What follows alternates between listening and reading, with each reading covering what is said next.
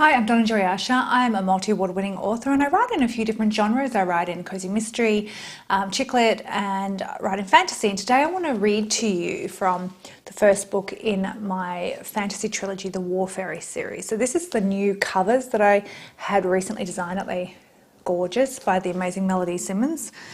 And this is Izzy. So Izzy is the protagonist, the main character in this book. So I'm going to read to you from that now. Well, Ethan, Isla said, have you managed to craft your admiration for Isadora into a poem? There was a silent challenge in the tone of her voice. Ethan stood and pulled a piece of paper out of his vest pocket. I certainly have, sister. It's not long, but I think you'll agree it's not the length of a poem, but the content that is important. Oh, great dark sky, I cringed back into my cushion. Was up all night writing it, Wilfred Stage whispered in Sabby's ear. I had a moment to wish for a goblin attack before Ethan cleared his throat and began to read. Although there are many eyes of blue, yours are the prettiest I ever knew, with your skin as pale as snow. Only you make my heart glow.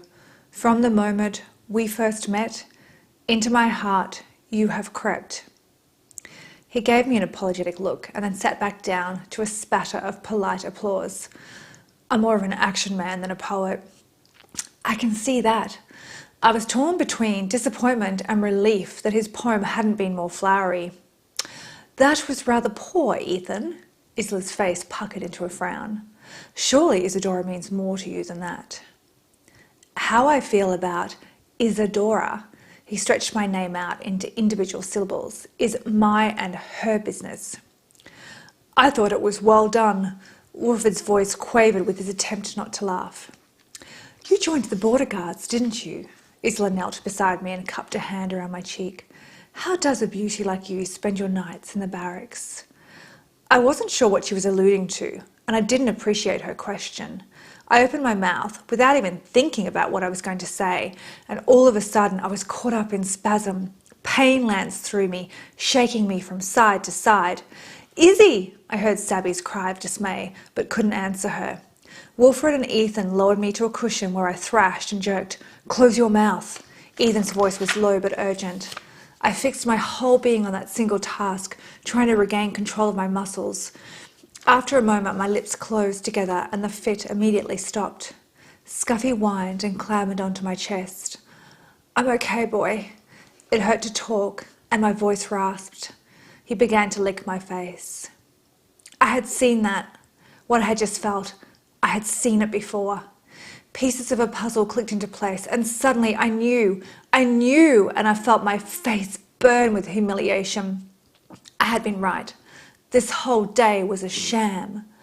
When Queen Eloise had first accused Ethan of dating me, he had tried to deny it and he had had a fit, just like the one I'd had. So instead, he'd been forced into courting me. That was why he hadn't kissed me at Ainsford Castle. That was why he hadn't wanted Wilfred to know about today. Embarrassment threatened to swallow me whole. What I had just felt, what Ethan had felt that first day, was the border guard binding spell. He wasn't in love with me. He didn't want to spend more time with me. He just hadn't been able to tell his mother the truth, and now he was trapped into making everyone think he cared. I had to end it. I had to end it now. I pushed myself up from the cushions. Isla is correct. I turned to stare at Ethan. I would have thought your poem would have been far more eloquent. Perhaps you need to rethink how you really feel about me. Isadora! I heard Mum gasp from the other side of the marquee. Well, I never, Queen Eloise spluttered. Ethan's face held the confusion he felt. It went against every fibre of my being to be this rude. I had to do it for him. I had to do it for me. Perhaps next time you court a woman, you'll put in more effort. After all, I stood up and strode to the edge of the marquee. It's the little things that count. By the time I got back to the bedroom, an ache had set up in my chest that rivaled my buffo burns.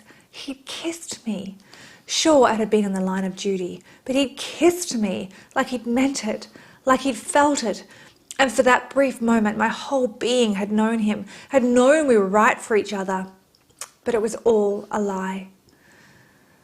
Okay, I hope you enjoyed that. So that's page 193 of the Faery Born, the first book in the War Faery Trilogy. So there'll be a link below this video so you can go check it out if you liked the sound of it on Amazon. And I'll see you in the next video. Oh, if you like this video, make sure you click like below and make sure you subscribe to my videos as well so you know when I release my videos. I do readings, but I also talk about my life, my author life, what it's like with writing, and just anything I think of that I think that you might be interested in. So I'll see you in the next video.